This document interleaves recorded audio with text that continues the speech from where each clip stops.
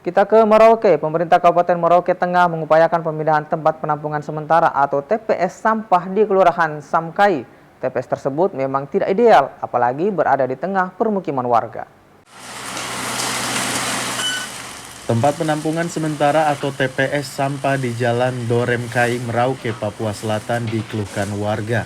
TPS yang berada di tengah pemukiman warga ini dinilai tak ideal dan juga mengganggu warga. Pemkab Merauke pun tak menampik, TPS Kelurahan Samkai tak layak.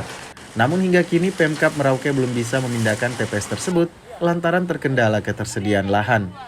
Sisi di kota, tempat sampah itu, penampungan sampah itu kita harus geser.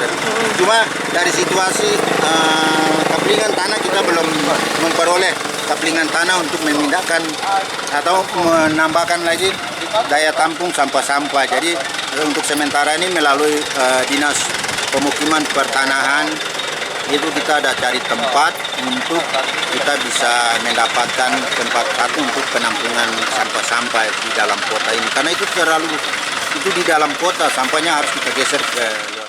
Pemkab Merauke masih mencari lahan untuk dijadikan pengganti TPS Doremkai.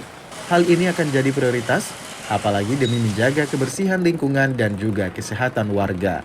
Kathleen Romera, Kompas TV Merauke, Papua Selatan.